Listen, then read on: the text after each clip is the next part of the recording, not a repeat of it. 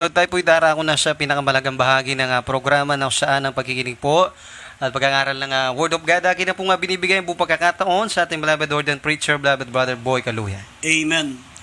Purihin po ang ating pinakamamahal na Panginoon, ang pinakamataas na pagsamba, pinakamataas na pagpupuri, pagluwalhati ay para sa ating dakilang Diyos, ang ating pinakamamahal na Panginoong Jesucristo. At nagpapabot din po kong dobring paggalang sa aming minamahal at ginagalang na pastor, beloved evangelist Wilde Estrada Almeida, the end time prophet of our loving God. Sa lahat po ng mga beloved children, the Almeida family, magandang gabi po sa inyo at maligayang panonood po. At patuloy po natin inaalala ang mga hindi malilimutang araw natin beloved assistant pastor, hindi na si Almeida, at gayon din sa lahat ng mga webcast viewers, Luzon, Visayas, Mindanao. Maminamalis ang kagalakan po para sa amin na palagi nyo po kaming sinusubaybayan. Maminaman nakakataba po ng puso na kayo po ay sumusuporta po sa ating pong banal na gawain. Makapatiran natin sa ibayong dagat, sa iba't ibang panig ng mundo.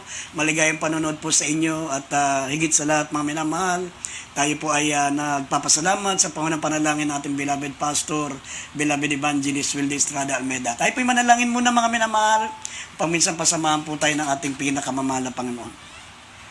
Opo, dakilat pagpala po naming Ama, Diyos na makapangyarihan sa lahat. Minsan pa kaming humingi ng kapatawaran malapang nun sa aming mga pagkukulang, sa lahat ng aming mga kasalanan, sa aming mga pagsalangsang, sa aming mga naisip, nagawa na banggit ng aming mga labi. Malapang patawarin mo po kami, maging aming mga webcast viewers na nakikinig, nakikiisa, may mga pangailangan, malapang abutin mo po sila ng iyong dakilat, makapagpalang kamay, malapang lalo na po sa mga may taglay na karamdaman. Bigyan mo sila ng pananampalataya sa iyong mga salita. Nawa, ang iyong mga banal mong salita ay maging makapangyarihan sa gabing ito at maabot ang pangailangan ng mga nanonood at nakikinig. Aming sinasabay lahat ng gawa ng kalaban, demons of unbelief and doubts, demons of hindrances. We bind up our darkness in Jesus' name. Amen and amen. Purin po ang ating pinakamamahal pang minamahal, kaya libuksan po natin ating pambungad na talata. Proverbs chapter 18 verse 10 up to 11. Dito po sa aklat po ng mga kawikaan, kabanatay 18, talatay 10 at 11. Ang pangalan ng Panginoon ay matibay na muog, tinatakbuhan ng matuwid at naliligtas. Ang yaman ng mayamang tao ay ang kanyang matibay na bayan, at gaya ng matayog na kuta sa kanyang sariling isip. Amen. Maminamahal, ang ating pong paksa ay pamamagatan po nating our stronghold. Our stronghold. Ang ibig sabihin nito, maminamahal, itong matibay nating muog o matibay na kuta. Alam niyo, maminamahal, nung unang panahon, strong tower were a greater security in a past age. Nung unang panahon, kapag ikaw po'y meron pong muog, meron kang tore, meron kang tinatawag na kuta, wala nang pwedeng tumalo sa iyo. Ikaw ay nasa tinatawag na safety place. Security in, sabi rito, ikaw ay nasa secure ka. Kahit dumating yung mga malalakas na lindol, magiging safety place nyo yung tinatawag na muog, yung tinatawag na tower. Kahit may dumating na malakas na bagyo, hindi kayo matatakot sa mga baha, mga pagguho ng lupa, sapagkat ang muog na ito ang inyong magiging tanggulan. Maging sa paglusob ng mga kaaway. Sa paglusob ng mga kaaway, maminamahal, kapag meron ka matibay na muog, hindi ka pwedeng daigin o hindi ka pwedeng sakupin. Mga minamahal, mas nakalalamang ka sa mga lumulusob sa iyo kapag ikaw ay meron tinatawag na matibay na muog o yung matibay na kuta. Kaya nung unang panahon, maminamahal, ang pinaka makapangyarihan nung kapanahon ni Joshua, maminamahal, yun tinatawag na Jericho. Yung Jericho, maminamahal, yung meron silang tinatawag na the Tower of Jericho. At ito po, maminamahal, nung kapanahon ni Joshua, kinakailangan nilang daigin, kinakailangan nilang sakupin ang Jericho. Sapagkat ang Jericho po, maminamahal, ito po'y gateway city of Canaan. Hindi sila makararating sa Canaan hanggat hindi nila nasasakop o hindi nila matatalo, maminamahal, yung tinatawag na Jericho. Kinakailangan talunin nila ang matibay na muog ng Jericho bago sila, mga minamahal, makarating doon sa Canaan ay pinangako ng Diyos, sabi, the land of milk of honey. flowing the milk of honey, yung Kanaan. Pero maminamahal, sa tao ay imposible, pero sa Diyos ay walang imposible. Nagtiwala sila sa ating pinakamamahal na Panginoon. Ha? Kaya nga, maminamahal, ito pong Tower of Jericho, ito pong pinakamakapangyarihang bansa noon. Walang pwede makadaig, pero tinalo sila ni Joshua, maminamahal, sapagkat nagkaroon ng katapat itong Tower of Jericho. Ito po, maminamahal, yung pangalan ng ating mahal na Panginoon. Ang sabi ng Biblia, the name of the Lord is a strong tower. The righteous runneth into it, and it's safe. Mas makapangyarihan ang pangalan ng ating mahal na Panginoon kaysa sa Tower of Jericho. Amen. Imagine, maminamahal, alam nyo ba ang taas ng Jericho? Ito po ay 28 feet. At ang kanyang kapal ay 15 feet ang lapad nito. Pwedeng 10 karwahe ay tatakbo ng sabay-sabay sa tinatawag na Tower of Jericho sa kapal. Bukod sa napakakapal ay napakataas nito, 28 feet. Kaya nga kung lulusob ka, na ang dala mo'y sibat lamang, dala mo'y pana lamang, ang dala mo'y espada lamang, pagtatawanan ka. Kaya nga nung panahon, maminamahal ni Joshua, nagtatawanan lang yung mga taga-Jericho. Wala silang kalaban-laban sa Jericho. Pero katulad nga ng sinabi ko sa inyo, nagkaroon ng katapat. Ito pong the Tower of Jericho, ito po ang pangalan ng ating mahal na Panginoon. Sumampalataya sila Joshua, maminamahal at ang mga Israelita, sa pangalan ng ating mahal na Panginoon. Sabi, ang pangalan ng Panginoon ay matibay na muog, tinatakbuhan ng matuwid, at sila'y maliligtas.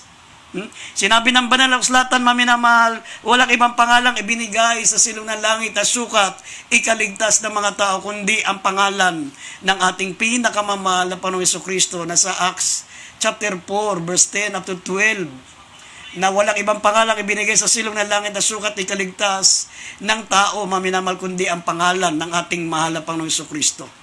Kaya kung meron ka mang tinatawagang Diyos, meron ka mang ibang pangalan tinatawagan, maminamahal, hindi diyan ang kaligtasan, sapagkat walang ibang pangalang ibinigay sa silong ng langit na sukat ikaliligtas ng tao, kundi ang makapangyarihang pangalan ng mahal na Panginoong Jesucristo.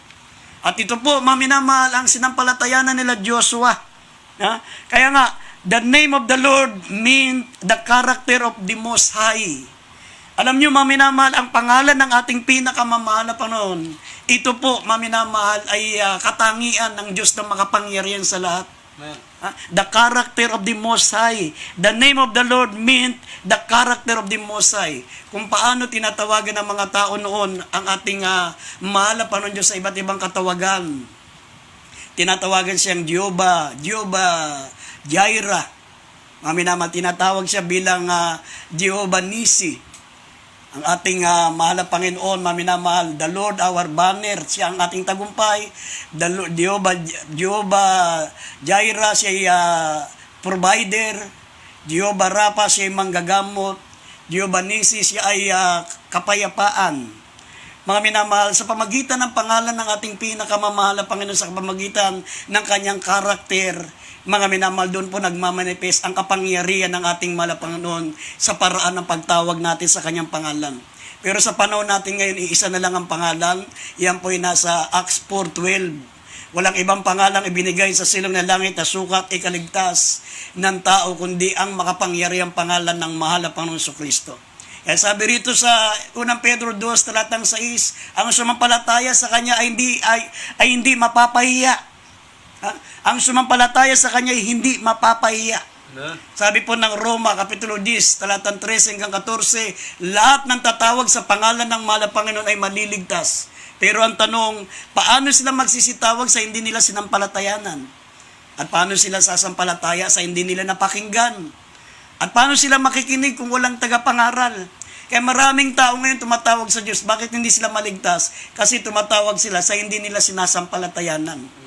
Tawag sila ng tawag sa Diyos, hindi naman nila alam ang pangalan ng Diyos at hindi nila sinasampalatayanan ang tunay na pangalan ng Diyos, ang mahal na Panginoong Jesucristo.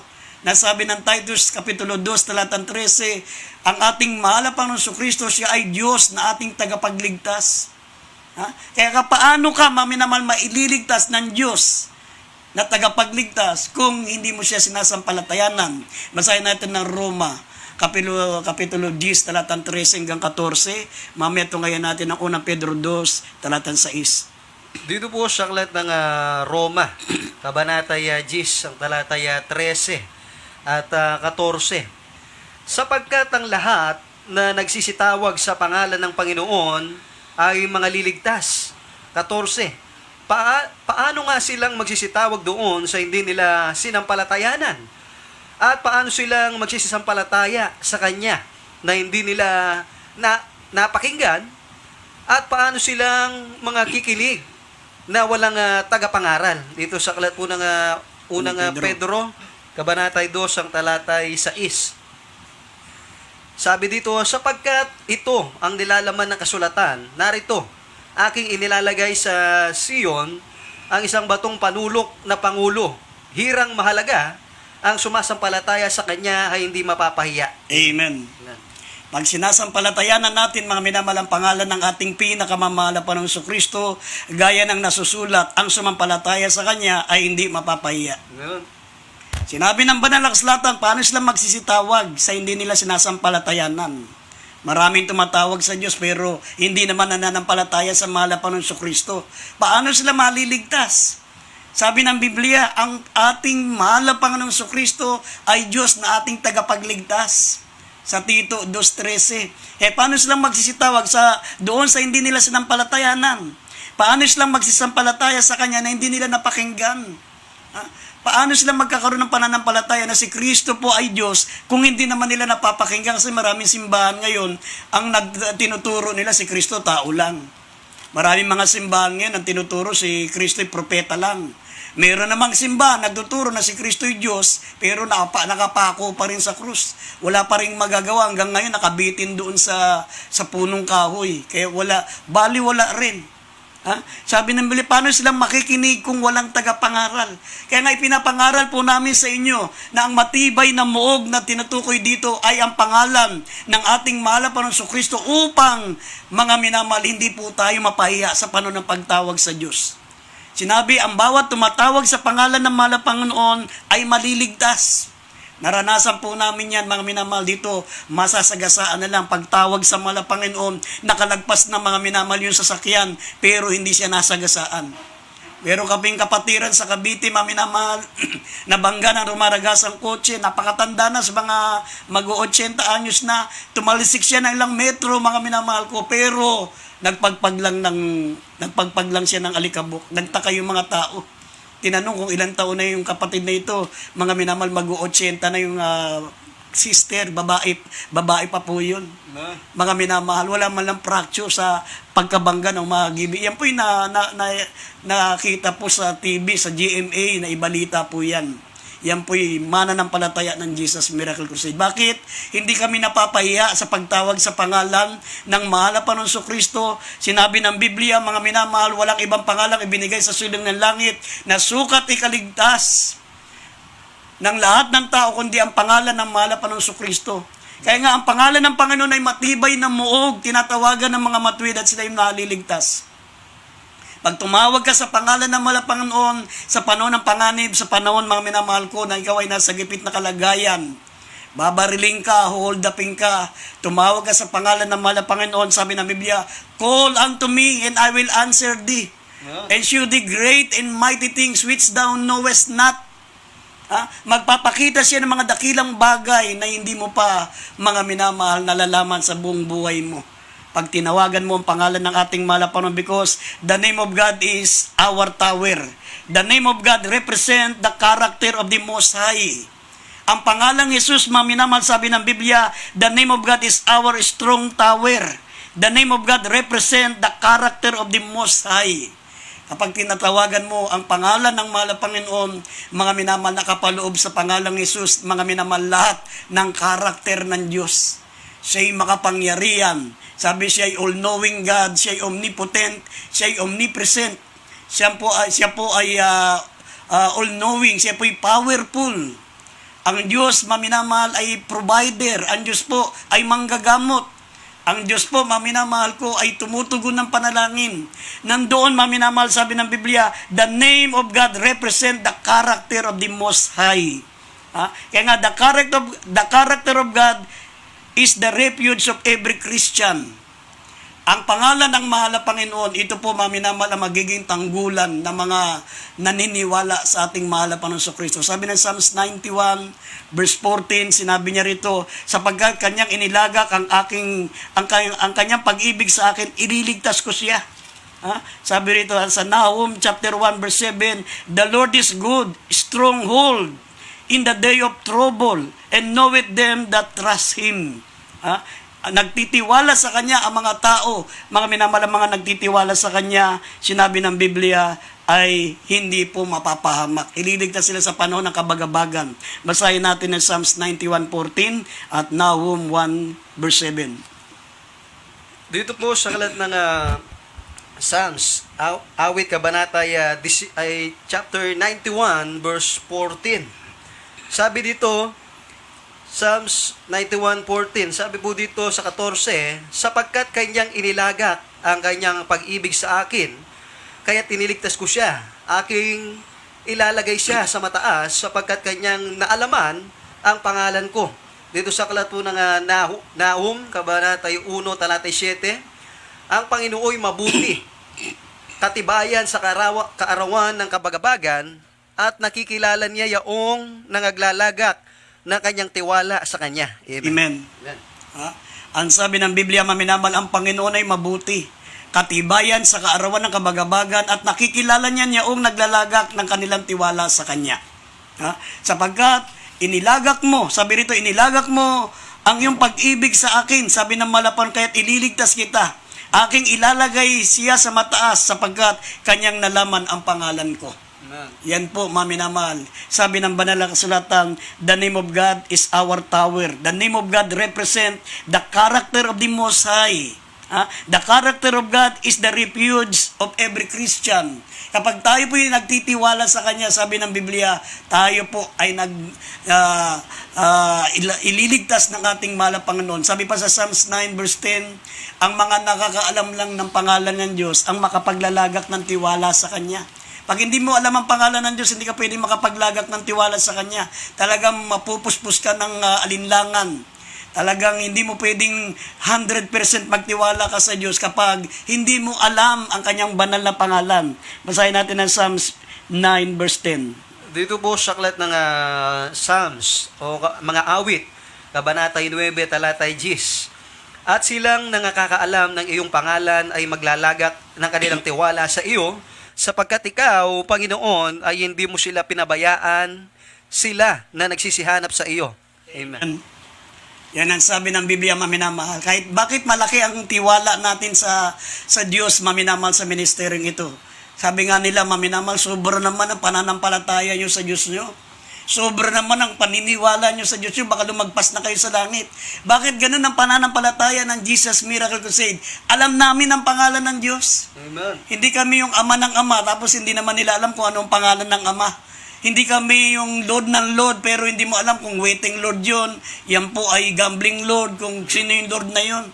Kami, kilala namin kung sino yung tinatawagan namin. Sabi, silang nakakaalam ng pangalan ng Diyos ay nakapaglalagak ng malaking tiwala sa Kanya. Sapagkat ikaw, Panginoon, hindi mo pinababayaan ang mga nagsisihanap sa iyo, sabi ng Biblia. Amen. Kaya nga, yung mga taong mayaman, sabi ng banal na kasulatan, yung mga mayayaman, ang kanilang katibayan ay ang kanilang kayamanan. Sabi po nang nabasa natin sa Proverbs chapter 18 verse 11, yung mga mayayaman, ang kanilang tanggulan. Sabi, ang yaman ng mayayamang tao, ito ang kanyang matibay na bayan. Ito ang kanyang matayog na kuta sa kanyang sariling isip. Yung mga mayayaman, nagtitiwala sila, mga minamahal, dun sa kanilang kayamanan. Pero sabi ng Biblia, lahat ng mga nagtitiwala sa kanilang kayamanan, hindi po sila maliligtas. Nasa Proverbs 11 verse 4 at Sipanayas, sabi ng Sipanyas, chapter 1 verse 18, pag ang pinagkatiwala mo ang maging kuta mo, ang sandigan mo ng iyong pagtitiwala ay yung kayamanan, hindi ka maililigtas niyan. Sabi rito, Proverbs 11 verse 4 at dito po sa Sipanayas 1, talatang 19 o 18. Dito po sa kalat po ng Kawikaan, kabanata po 11, Talatang 4. talatay 4, sabi po dito, Ang mga kayamanan ay walang kabuluhan sa karawan ng puot, ngunit ang katwiran ay nagliligtas sa kamatayan. Amen. Si Panayas. Dito po sa Si Panayas 1:18. Dito po sa Sepenayas, Kabanata 8, 1:18.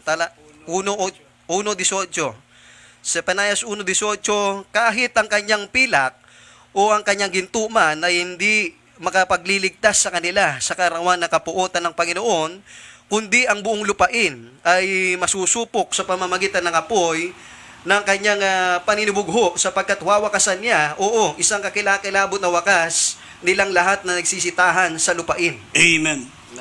Yan po yung mga taong nagtitiwala sa kanilang kayamanan. Sinabi ng Biblia, maminamal, kahit ang kanilang kayamanan ay hindi makapagliligtas sa kanila. Sabi na nabasa natin sa Proverbs 11:4, ang mga kayamanan ay walang kabuluhan sa kaarawan ng puot, ngunit ang katwiran ang magliligtas sa kamatayan. Anong katwiran ito, maminamal? Yung katwiran ng pananampalataya kay Kristo. Sabi ng Philippians chapter 3 verse 9, ang pananampalatayang buhat sa Diyos, ito po ang katwirang buhat sa Diyos. Amen. Ang pananampalataya sa mahal na Panginoong Kristo. Ang katwirang buhat sa Diyos ay ang pananampalataya sa ating pinakamamahal na Panginoong Kristo. Kaya nga, maminamahal sa panahon ng kagalitan, sa panahon ng galit ng Diyos, kahit ikaw na ang pinakamayamang tao sa balat ng lupa, ikaw na ang pinakamayaman, ikaw po ang maging tagapagmana ni Henry C., ikaw po minamahal maging tagapagmana ng Bilyar, mga minamahal, hindi maililigtas ang iyong kayamanan ng iyong kaluluwa. Hindi maililigtas ang kaluluwa mo ng iyong mga kayamanan. Kaya nga, ang sabi ng banal na kasulatan, maminamahal, ang ating dakilang Diyos, ang pangalan lamang ng mahal na Panginoon, ang may kapangyarihan makapagligtas sa atin. Ito po ang makapagliligtas sa atin. Ang pangalan ng ating pinakamamahal na Panginoon ay matibay na muog, tinatakbuhan ng mga matutuwid. Sila'y siguradong maliligtas at sila'y hindi mapapahiya. Amen. Mga minamahal, kapag hindi ka sumasampalataya sa mahal na Panginoon Kristo, nakakatakot po ang panahon natin ngayon. Imagine, mga minamahal, ang nuclear bomb ng buong bansa sa buong mundo, umaabot na po ng 23,000 nuclear bomb. 23,000 ang nuclear bomb ng mga baliw, ng mga leader ng iba't ibang bansa. Mula sa North Korea, China, Amerika, Russia, maminamahal sa iba't ibang panig ng mundo. Mga minamahal, buti tayo, labintador lang ang sa atin. Okay, kwitis. Pero yung mga mayayamang bansa, maminamahal na mga baliw, gumawa sila ng mga nuclear bomb. Alam nyo, mga minamahal, gaano ka makapangyarihan ng mga nuclear bomb. Imagine nung panahon po, mga minamahal ng World War II. Nung 1945, August 6 and August 9, binagsakan ng nuclear bomb, mga minamahal ng Amerika, ang Hiroshima at ang Nagasaki. Alam nyo po ba, maminamahal, ang namatay sa isang sandali na yon na pagbagsak ng nuclear bomb na yan, pumatay po ito ng 129,000. Doon po, maminamahal, sa Hiroshima at doon po sa Nagasaki, ito'y pumatay ng 226,000 people. Kita nyo gaano kamakapangyarihan ang nuclear. Yun po yun, ng panahon na yun, ay mga hindi pa gaanong high-tech. Hindi pa gaanong high-tech yung mga nuclear noon, maminaman, mga 1945. Habang tumatagal, lalo pong na-upgrade yung mga nuclear bomb. Ibig sabihin, lalo nilang pinatitibay, lalo nilang pinalalakas. Paano kung pumutok yung 23,000 na yan na nuclear bomb? Kasi isa lang ang pumutok dyan, magkakaroon na ng koneksyon sa iba't ibang mga nuclear, sasabog po lahat ng mga nuclear niyan. 23,000. Tandaan nyo po yan. Kaya nga, kung wala kang Diyos, maminamal na iyong paglalagakan ng tiwala, paano ka maliligtas? Kasabi rito sa 2 Pedro Kapitulo 2, talatang 9, sabi rito, maminamahal, ang Diyos ay may kapangyarihan magligtas ng matuwid, ngunit meron siyang nakalaang parusa sa mga taong masasama. Pero sabi rin dito sa 1 Peter chapter 4 verse 18, Kung ang matuwid ay bahagya ng maligtas, ano nang kasasapitan ng mga taong masasama? Basahin natin yung dalawang talatang yan. 2 Peter chapter 2, verse 9 at 1 Pedro 4:18. Dito po sa aklat po ng ikalawang Pedro, Kabanata 2, talata po 9. Sabi dito, ang Panginoon ay marunong magligtas sa mga banal, sa tukso, at maglaan ng mga di matuwid sa ilalim ng kaparusahan hanggang sa araw ng paghukom. Dito sa 1 Pedro, Kabanata 4, ang talata 18. At kung ang matuwid ay bahagya ng makaliligtas, ang masama at ang makasalanan ay saan kaya magsisiharap? Amen. Tignan nyo, maminamahal, kung wala tayong paglalagakan ng pananampalataya, kung hindi natin ilalagak ang ating pananampalataya sa matibay na muog, sa totoong muog, yung isasampalataya ka, hindi ka mapapahiya. Yung ililigtas ka ng makapangyarihang Diyos. Amen. Yung meron tayong kasiguruhan para sa ating kaligtasan. Saan ka napupunta? Tapos napakaraming tao ngayon, maminamahal, nagbabaliwala sa paglilingkod sa Diyos. Akala mo walang kamatayan. Akala mo walang darating, maminamahal, na kahatulan. Sinabi rito, ang Panginoon ay marunong magligtas sa mga banal. Ngunit, nakahanda siya maglaan ng parusa sa ilalim ng kaparusahan sa mga masasama sa hanggang sa araw ng paghukom. Kaya nga, sabi rito, kung ang matuwid ay bahagya ng makaliligtas, ang masama at ang mga makasalanan, saan kaya sila magsisiyarap? Sino yung tinatawag na matuwid yan? Yung mga taong naglilingkod din sa Diyos, mga taong akala nila ligtas sila, pero hindi sila naniniwala sa mahal na Panginoong Kristo. Ang tawag niya matutuwid, pero matuwid, sila po'y, sabi ng Biblia, matuwid na makasalanan. Mabuting makasalanan ang tawag niyan. Bakit? Sapagkat kapag hindi mo inilagak ang pananampalataya mo sa mahal na Panginoong Kristo, mananatili ka pa rin makasalanan sapagkat ang mahal na Panginoong Kristo lamang ang pwedeng magligtas sa iyo sa kasalanan at sa kapamakan. Sa kaparusahan ng kasalanan, ang ating mahal na Panginoong Kristo lamang. Kaya nga dapat mong isipin ngayon, mga minamahal, how to avail the strong tower. Paano ka, mga minamahal, magiging kabahagi? Paano mo matatanggap? Paano ka, mga minamahal, mapapasama doon sa matibay na tower, matibay na muog? Isa ka sa mga nandoon, mga minamahal, sa loob na matibay na muog. Paano mo ma-avail? Paano mo matatanggap ang matibay na muog na yan? Unang-una, sabi ng Acts 16:31, sumampalataya ka sa mahal na Panginoong Kristo. Basahin natin Acts 16:31. Dito po sa aklat po ng mga gawa, Kabanata 16, talata po 31. At kanilang sinabi, manampalataya ka sa Panginoong Hesus at maliligtas ka, ikaw at ang iyong sangbahayan. Amen. Yan po ang unang gagawin mo, mga minamahal, para matanggap mo yung matibay na muog. Para magkaroon ka ng sarili mong muog na makapagliligtas sa iyo sa kapamakan. How to avail. Paano natin makukuha ang matibay na muog na yan? Paano natin, paano tayo magkakaroon ng matibay na muog? Sumampalataya ka sa mahal na Panginoong Kristo, ikaw ay maliligtas. Pangalawa, sampalatayanan niyo po ang Ebanghelyo ni Kristo. Sinabi ni Apostol Pablo sa Roma 1:16, For I am not ashamed of the gospel of Christ, for it is the power of God unto salvation. Ang Ebanghelyo, sampalatayanan yung Ebanghelyo sapagkat ito ang kapangyarihan ng Diyos ay kaliligtas ng sasampalataya. Believe the gospel, the power of God unto salvation. Yan po para ma-avail mo, maminamal yung tower na yan na siguradong maliligtas ka. At pangatlo, sabi ng Biblia, ano ang inihingi sa'yo ng Diyos? Maglingkod ka sa Kanya. Sabi ng Deuteronomy chapter 10, verse 12 and 13, pangatlong gagawin mo, maglingkod ka sa mahal na Panginoon. Turn away from sin and turn unto God. Basahin po natin, Deuteronomy chapter 10, verse 12 up to 13. Basahin natin. Deuteronomio, Kabanata 10, ang talatay 12 at 13. At ngayon, Israel, ano ang inihingi sa iyo ng Panginoon mong Diyos? Kundi matakot ka sa Panginoon mong Diyos, lumakad ka sa lahat ng kanyang mga daan, at ibigin mo siya at paglingkuran mo ang Panginoon mong Diyos ng buong puso mo at ng buong kaluluwa mo. 13, ganapin mo ang mga utos ng Panginoon at ang kanyang mga palatuntunan na aking iniuutos sa iyo sa araw na ito sa iyong ikabubuti. Amen.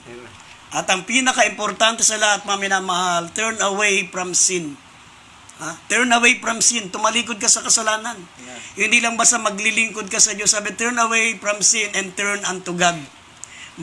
Tumalikod ka sa kasalanan, maglingkod ka na sa Diyos. Sapagat sabi ng Lucas, Kapitulo 13, talatang 3 hanggang 5, huwag niyo sabihin na mas masasamang tao ang mga napahamak sa Hiroshima, napahamak maminamahal sa Nagasaki. Huwag nating sabihin mas masasamang tao sila, sapagkat sabi ng Biblia, malibang kayo magsipagsisi, mamamatay din kayo sa ganung paraan. Sabi rito sa Lucas 13, 3 hanggang 5, basahin po natin. Dito sa aklat po ng Lucas, kabanatay 13, ang talatay 3 hanggang 5. Sinasabi ko sa inyo, hindi. Datapwat malibang kayo'y mangagsisi, ay mga mamatay kayong lahat sa gayong ding paraan.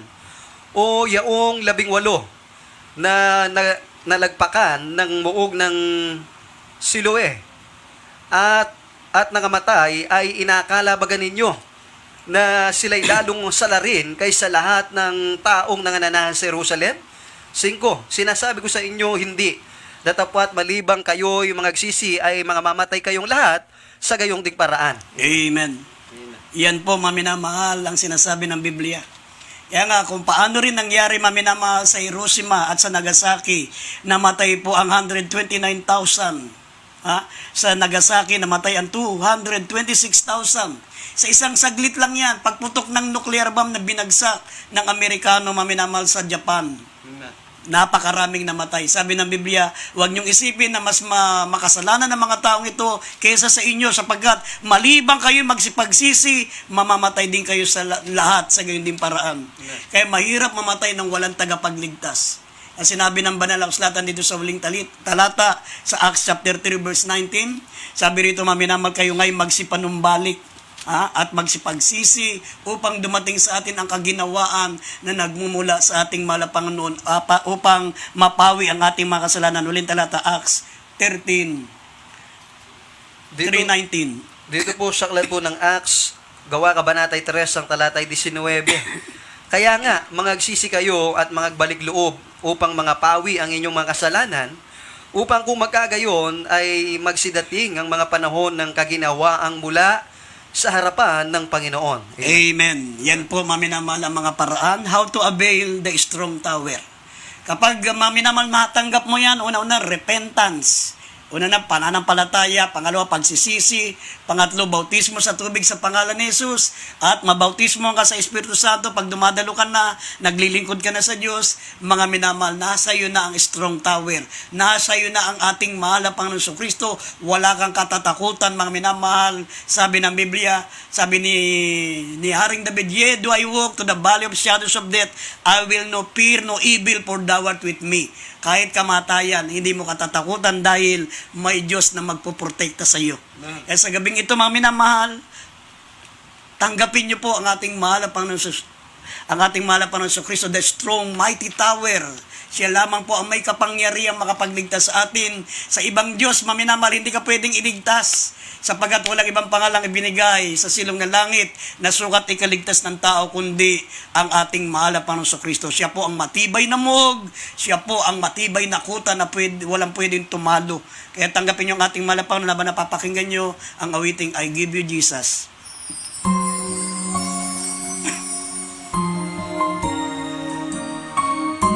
Mga minamahal, sumunod po kayo sa panalangin, itaas niyo po yung mga kamay, magsisip po kayo. Sabihin niyo po, dakilang Ama sa langit, ako po isang makasalanan. Nagsisisi po ako sa aking mga kasalanan. Mula nang ako po yung nagkaisip hanggang sa oras na ito, Panginoon, patawarin mo po ako. Tinatanggap kita bilang aking sariling tagapagligtas. Kailangan kita sa buhay ko, Panginoon. Hindi ako mabubuhay kung wala ka. Kaya iligtas mo po ako, sampu ng aking mamahal sa buhay, sa makapangyarihang pangalan ni Jesus. In Jesus' name, amen and amen. Opo, dakilat papagpala po naming Ama Diyos na makapangyarihan sa lahat. Patawarin mo po sila, sulat mong kalamapangalan sa aklat ng buhay. Gayun mo sila mga tunay na anak mo, Panginoon, hindi nawa itong una tuli ng kanang pananampalataya at paglapit sa iyo, Panginoon. Ito na po maging simula hanggang sa pagbabalik mo, sama-sama kami makapili mo sa kalangitan, sa makapangyarihang pangalan ni Jesus. In Jesus' name, amen and amen. Mga minamahal, bilang point of contact, lumapit po kayo sa inyong mga gadget, sa inyong mga pinakinggang gadget. Hawakan niyo po ang inyong cellphone, ang inyong tablet, ipuin niyo po ang inyong mga computer, kung ano po ang pinakikinggan nyo, maminamal, mag-isa yung mga TV screen, mga minamal, ipatong nyo yung mga kamay, sama-sama po tayo manampalataya sa Panginoon.